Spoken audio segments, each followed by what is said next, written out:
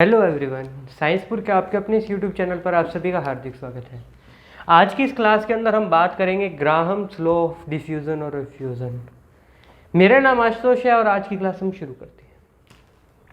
देखिए, Graham's law क्या कहता है, डिफ्यूज़न और रिफ्यूज़न के बारे में बताता है।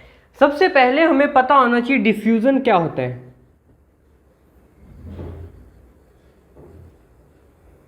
डिफ्यूज़न का मतलब डिफ्यूज़ होना, टूटना। किसी गैस, ये लो है जो हम बात कर रहे हैं वो गैस के लिए कर रहे हैं। गैस के लो बात हो रही है तो मतलब क्या है, गैस ही टूटेगी, इफ्यूज होगी। इफ्यूजर और डिफ्यूजन का मतलब क्या होता है, सेम होता है। इफ्यूजन और डिफ्यूजन का मतलब क्या होता है, सेम है। हमें अब पता लगा डिफ्यूजन का मतलब क्या है, टूटना। इफ्यूजन का मतलब क्या है, टूटना, ब्रेकडाउन ऑफ गैसेस। आप लोग ये ध्यान रखो, हम एक एग्जाम्पल लेते हैं, उसके बाद इस लॉ के बारे में हम आगे बात करेंगे। मैं एक एग्जाम्पल लेता हूं, मेरा एग्जाम्पल है यहां पर कि मैंने क्या लिया, यहां पर एक वुड ले ली, वुड की एक ब्रांच ले ली, ट्री की एक ब्रांच ले ली। मैंने उसको क्या किया, बीच में से क्या कर दिया, कट कर दिया। अरे ये क्या हो गया, अरे यूं कट कर दिया। मैं क्या देखता हूं, ये क्या थी, एक ब्रांच क्या थी, लाइट वेट थी।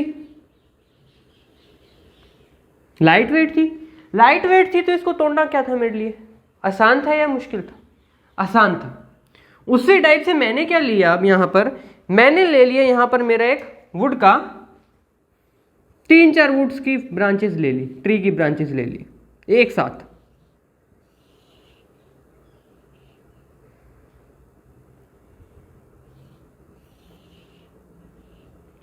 ठीक है,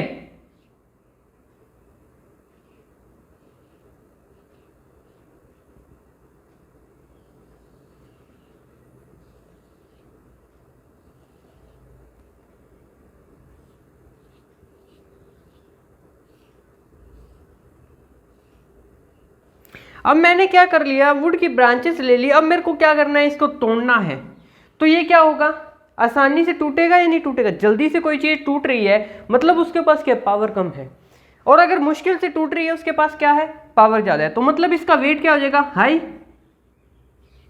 हाई वेट हो जाएगा। अगर इसके अंदर पावर ज्यादा आ जाए तो वेट क्या हो जाएगा, हाई हो जाएगा। हम बात करते हैं एक नॉर्मल, मेरी मान लो मेरा वेट है यहाँ पर 70 kg, और एक मैं बात करता हूँ ग्रेट खले की। भाई साहब, ग्रेट खले की बात की तो उनका वेट कितना है, 150+ kg है। तो उनके पास पावर क्या होगी, ज्यादा होगी, और मेरे पास पावर क्या होगी, कम होगी। तो यही बात कहता है, अगर जो चीज हल्की है, जो गैस हल्की है वो क्या हो जाएगी, डिफ्यूज या इफ्यूज जल्दी हो जाएगी। जो गैस भारी है वो क्या हो जाएगी, फ्यूज या डिफ्यूज होने में टाइम लेगी। अब इन्होंने क्या कहा था, रेट ऑफ डिफ्यूजन, किस स्पीड से रेट डिफ्यूजन की स्पीड क्या है उसके बारे में बात की थी। तो इन्होंने यही बात कही थी, जो गैस हल्की है वो क्या हो जाएगी, जल्दी डिफ्यूज या इफ्यूज हो जाएगी, और जो गैस भारी है वो क्या होगी, उनको टूटने के लिए क्या लगेगा, ज्यादा टाइम लगेगा। ठीक है, अब बात करते हैं according to this law. According to this law क्या कह रहा है ये लो, देखें। नहीं नहीं नहीं नहीं नहीं, अरे पढ़ेंगे यार, क्यों मजे ले। According to this law, under similar conditions, according to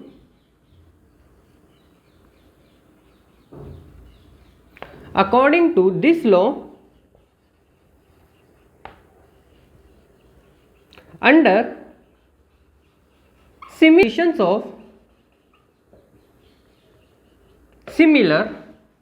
conditions of temperature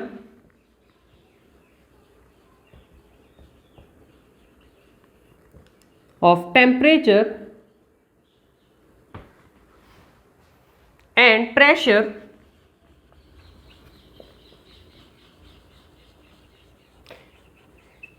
क्या है, according to this law, under similar condition of temperature and pressure, the rate of diffusion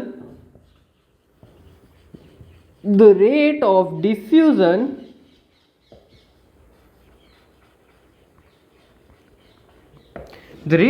diffusion of different gases are effusion of different gases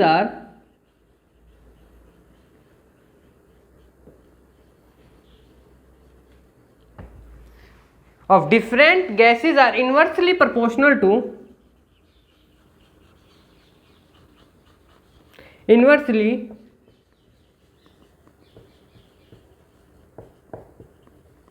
inversely proportional to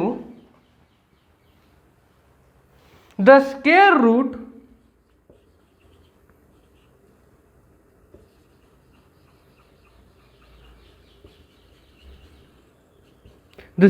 root of their density of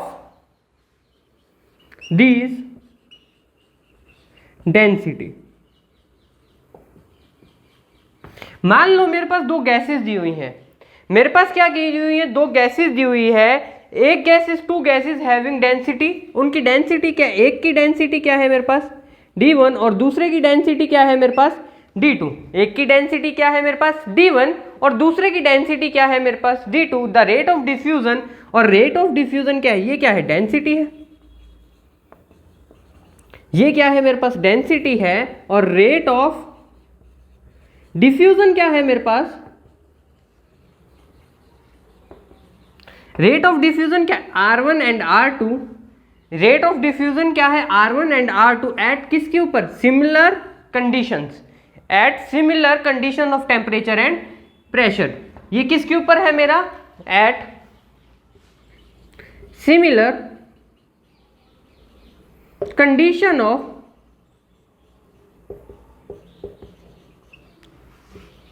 temperature and pressure.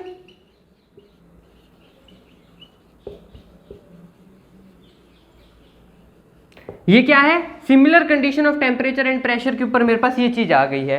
तो मेरा क्या बनेगा, R1 by R2 is equal to under root of D2 by D1। मैंने क्या लिखा है यहां पर, according to this law under similar condition of temperature and pressure the rate of diffusion और effusion of different gases inversely proportional to the similar square root of their density। अगर मैं ये अगर इनवर्सली प्रोपोर्शनल ना होता तो मैं क्या लिख सकता था, तो मैं लिख सकता था R1 by R2 is equal to D1 by D2। पर मैंने यहां पर क्या लिखा है, मैंने यहां पर लिखा है D2 बाई D1, मतलब ये किसको शो कर रहा है, इनवर्सली प्रोपोर्शनल को शो कर रहा है। अब हम देखें कि रेट ऑफ डिफ्यूजन हमें पता लग गया क्या है, और इसके आगे हमने क्या बात करनी है। अब हम बात करते हैं रेट ऑफ इफ्यूजन डिफ्यूजन कैसे फाइंड कर सकते हैं। कोई गैस दी हुई है मुझे, उसका मुझे क्या करना है फाइंड, रेट ऑफ डिफ्यूजन या इफ्यूजन। तो उसके लिए क्या फॉर्मूला यूज होता है, वो फॉर्मूला होता है रेट ऑफ डिफ्यूजन और effusion is equal to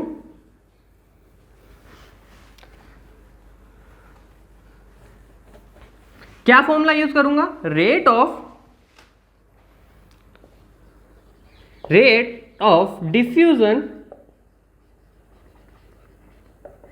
oblique effusion, rate of diffusion oblique effusion क्या करना है, is equal to volume of diffused gas, the gas diffuse है ना, the volume of gas diffuse upon में क्या करना है, volume of gas diffuse upon में टाइम टेकन।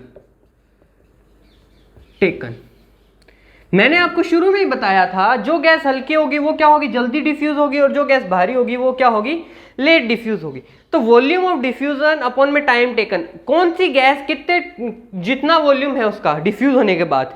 मान लो अगर मेरे पास एक गैस थी जिसका मेरे पास वॉल्यूम था 30 ग्राम, टूटने के बाद उसका टोटल वॉल्यूम हो गया 80 ग्राम 50 ग्राम, मानना है मैंने, ये सपोज किया, कोई एक्यूरेट नहीं है। और कितने टाइम में हो रही है, मेरे पास हो रही है वो 50 मिनट, या मैं मान ले जाता हूँ 20 मिनट। तो क्या हो जाएगा, रेट ऑफ डिफ्यूजन कितना आ जाएगा मेरे पास 4। रेट ऑफ डिफ्यूजन क्या आया मेरे पास, ये मेरा 4 मेरे पास क्या आ गया, रेट ऑफ डिफ्यूजन आ चुका है।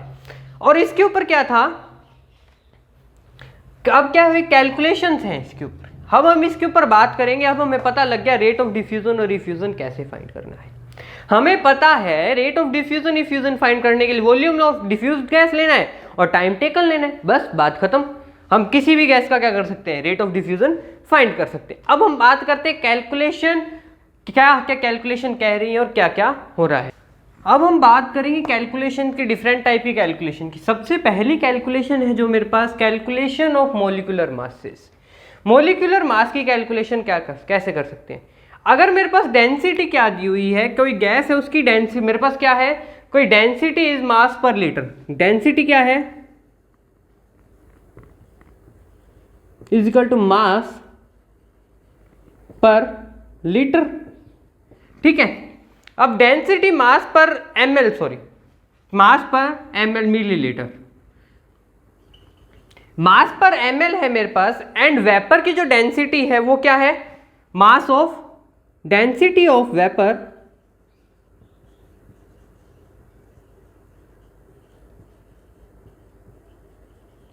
इज, डेंसिटी ऑफ वेपर क्या है, is mass of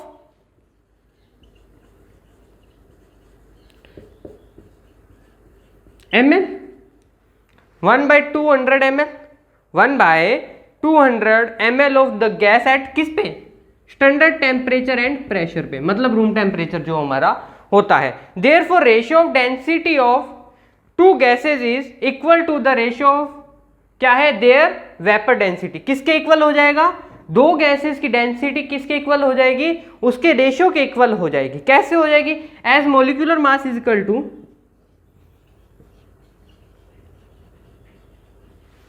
mass is equal to 2 into vapor density।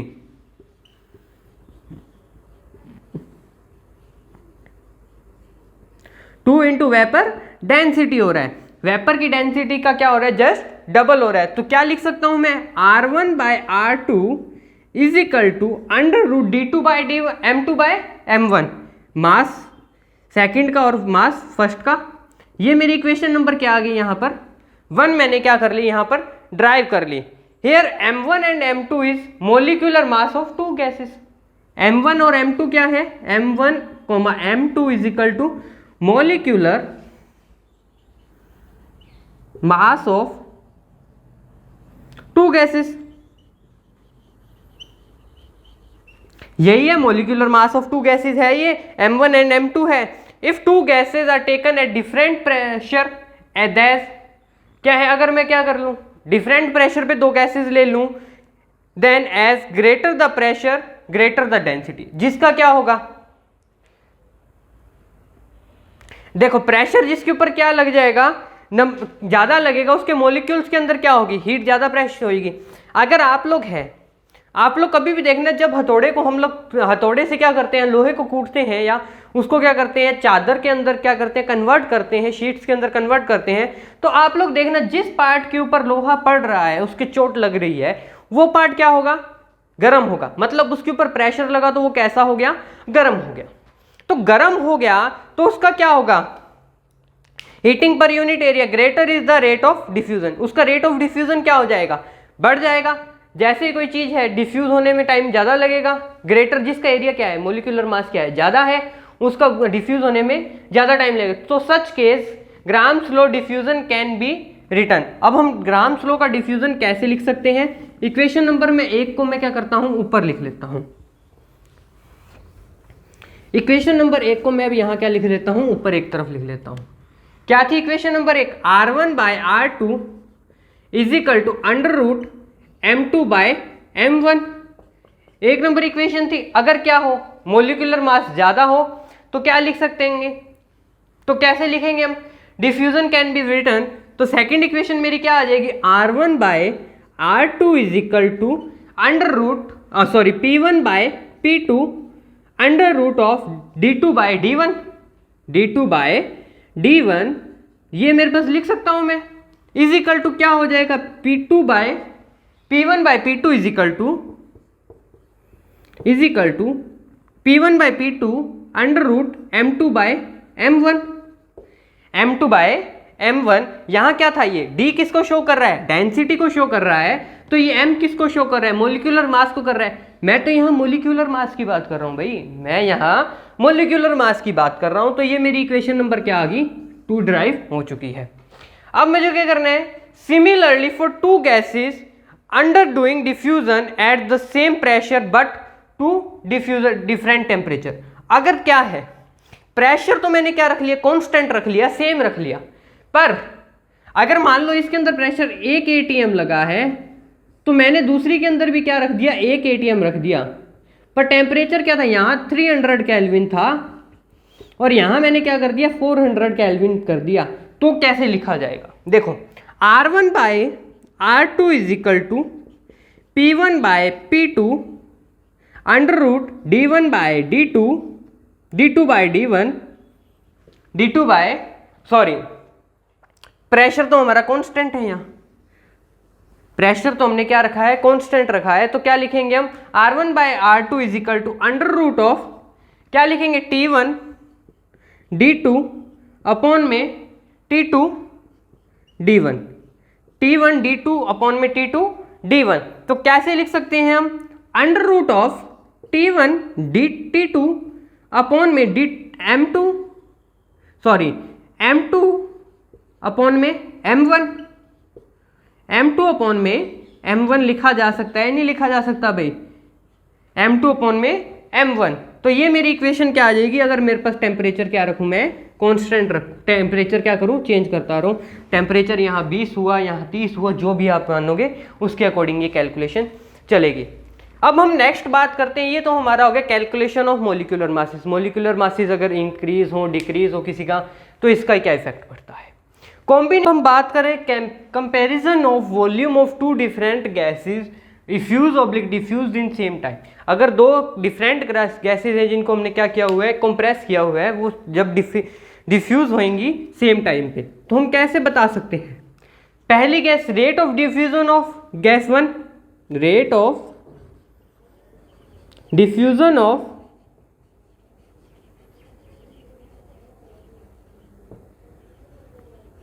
Gas 1 या गैस 1, जिसको हम किससे शो करेंगे, R1 से, तो क्या हो जाएगा, R1 is equal to nu 1 by T, nu 1 by T, equation number 1 आ गई मेरे पास। और इसी टाइप से rate of diffusion of second gas R2 is equal to क्या हो गया, न्यू 2 बाय टी, क्या होगी ये, सेकंड नंबर इक्वेशन आ चुकी है मेरे पास। अब क्या करना है मुझे, इक्वेशन नंबर 2 के अंदर 1 को पुट करना है, पुट इक्वेशन 2 इन इक्वेशन 1। तो क्या देखता हूं मैं, R1 by R2 is equal to nu 1 T1, nu 1 by T upon में न्यू 2 बाय T। अब यहां पर क्या होगा, देखो दोनों के अंदर क्या आ रहा है, टेम्परेचर क्या आ रहा है, सेम है, कांस्टेंट चल रहा है, तो मैंने क्या कर दिया, यहाँ पर T से T कट कर दिया। तो मेरे पास इक्वेशन क्या बनती है, मेरे पास इक्वेशन बनती है यहाँ पर R1 by R2 is equal to, और लगा के लिख लेते हैं, R1 by R2 is equal to nu 1 by nu 2। ये क्या आ गई मेरे पास, 3 नंबर इक्वेशन मेरी आ चुकी है। किसके लिए, डिफरेंट जो गैसेज है मेरे पास, उसके लिए मेरे पास इक्वेशन नंबर मेरी कितनी आ गई, यहाँ 3 नंबर इक्वेशन आ चुकी है। अब क्या बात करते हैं, if D1 and D2 is respective density, अगर D1 और D2 क्या हो, डेंसिटी हो, तो कैसे लिखेंगे हम, यहां कर लेते हैं, इफ D1 एंड D2 क्या है, डेंसिटी, तो क्या हो जाएगा मेरे पास, R1 by R2 is equal to nu 1 by nu 2 is equal to D2 by under root of D2 by D1। अब ये D2 बाय D1 यहां क्यों अंडर रूट में लिखा, मैंने आपको क्या बताया था, ग्राम्स लॉ ऑफ डिफ्यूजन से, कि जब भी क्या होता है, डेंसिटी होती है किसके, उसकी R के क्या है, इनवर्सली प्रोपोर्शनल होती है D2 बाय D1, इसलिए आए हैं। And M1 and M2 are molecular mass of 2 gases. अगर M1 एंड M2 क्या है, M1 and M2 are molecular masses of two gas। ठीक है, अब क्या करना है मेरे को, R1 by R2 is equal to न्यू1 बाय न्यू2 is equal to under root of D2 by D1 is equal to under root of M2 by M1, under root of M2 by M1। ये equation number आ गई मेरे पास 5। तो मतलब क्या हुआ, अगर न्यू1 न्यू2 पूछे तो यूं आ जाएगा, डेंसिटी पूछे तो under root of D2 by D1, अगर मोलिकुलर मास पूछे तो M2 बाय M1। ये हो गया हमारा इसका सेकंड एप्लीकेशन या सेकंड कैलकुलेशन। अब हम बात करते हैं इसकी तीसरा डेरिवेशन जो है हमारा, वो क्या कह रहा है, मुझे कंपैरिजन कर रहे हैं, comparison of time taken of effusion of diffusion of the volume of two different gas. दो डिफरेंट गैसेस के लिए टाइम टेकन के ऊपर कंपैरिजन करना है। तो मेरे को क्या है, सबसे पहले क्या पता है, R1 बाय R2 होता है ना, R1 बाय R2 होता है, और न्यू बाय न्यू हो गया अपॉन में T1 by T2, T1 by T2। तो इक्वेशन नंबर ये मेरे पास क्या आ गई, 1 आ गई। क्यों, न्यू1 बाय न्यू2 क्या है इसका, T1 बाय T2 क्या है, टाइम टेकन है, कितना टाइम लिया गया है। फिर मेरे पास क्या आ गया, मैंने क्या देखा, न्यू से न्यू क्या हो गया, कैंसिल आउट हो गया, तो R1 by R2 is equal to T1 by T2। Equation number मेरी आ गई, एक पूरी इक्वेशन जो आ रही है वो क्या आ रही है, ये आ रही है। फिर मैंने क्या देखा, R1 by R2 is equal to T1 by T2 है, तो मेरे पास डेंसिटी क्या हो जाएगी, R1 by R2 is equal to T1 by T2 is equal to under root of D2 by D1, under root of D2 by D1। ये equation number मेरे पास क्या आ गई, सेकंड आ गई। क्या है, डिफरेंट डेंसिटी, दो गैस डिफरेंट गैसेस के लिए क्या है, ये डेंसिटी पता लग गई मुझे। अब मुझे क्या करना है, मोलर मास फाइंड करना है, मोलिकुलर मास कह लीजिए, मोलर मास कह लीजिए, जो मर्जी कह लीजिए, मोलिकुलर मास फाइंड करना है। तो मेरे पास क्या आ जाएगा, अब मैं इसको कैसे लिखूंगा, R1 by R2 is equal to T1 by T2 is equal to under root of D2 by D1 is equal to M1 by M2 by under root of M2 by M1, under root of M2 by M1। ये क्या मुझे लग गया, इसके अंदर क्या comparison पता लग गया कि अगर मैं कंपैरिजन करूं डिफ्यूजन इफ्यूजन का volume of two different gases, दो डिफरेंट गैसेस के वॉल्यूम पर। अब क्या था, ये तो हमारे हो गए इसकी कैलकुलेशंस की, कैलकुलेशंस कैसे हो रही हैं। अब इसकी इंपॉर्टेंस क्या थी, अब क्या है डिफरेंट, ये इंपॉर्टेंस क्या बता रहा है उसके बारे में हम अब बात करते हैं। देखो बात करते हैं यहाँ पर कि जो ये इंपॉर्टेंस क्या थी इसकी, ग्राम्स लॉ की इंपॉर्टेंस तो कुछ होंगी डिफ्यूजन इफ्यूजन की। पहली इंपॉर्टेंस क्या थी इसकी, ये क्या करता है, it helps in separation of different densities having, जो गैसेस के अंदर अगर ये क्या कर रहा है, अगर किसी गैस की डेंसिटी डिफरेंट है तो उसके सेपरेशन में हेल्प कर रहा है। It helps in the separation of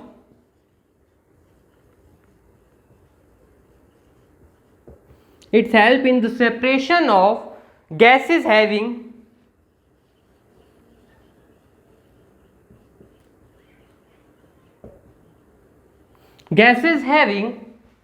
different densities,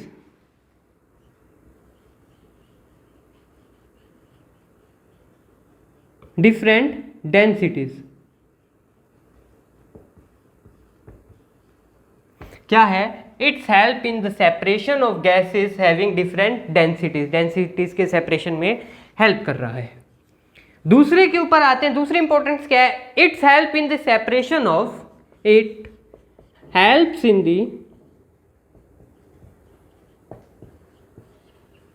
separation of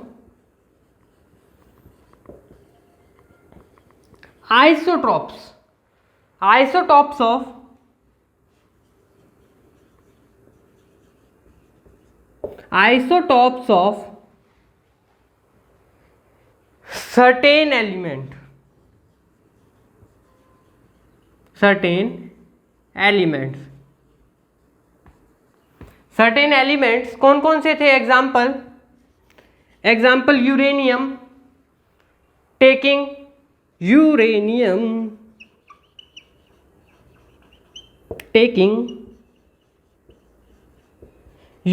taking क्या होता है? यूरेनियम की डेंसिटी क्या होती है? यूरेनियम टेकिंग 6 and 2 35 एंड आइसोट्रोप्स है UF8 US6 238। तो ये क्या कर रहा है? सेपरेशन में हेल्प कर रहा है आइसोट्रोप्स के। थर्ड इसकी इंपॉर्टेंस क्या थी? इसकी importance it's help in determination of density. It helps in the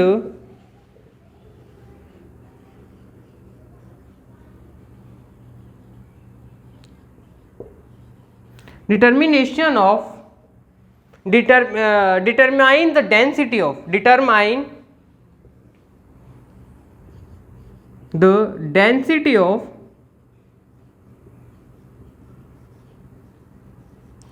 determine the density of density और molecular mass of density of या molecular mass दोनों लिख ली, density oblique molecular mass of density oblique molecular mass of an unknown gas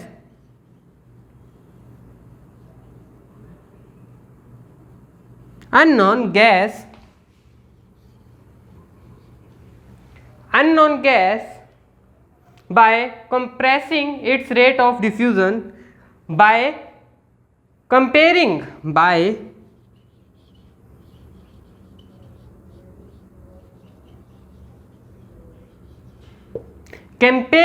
its rate of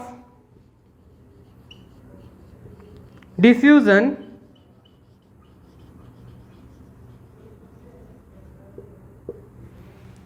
with a unknown gas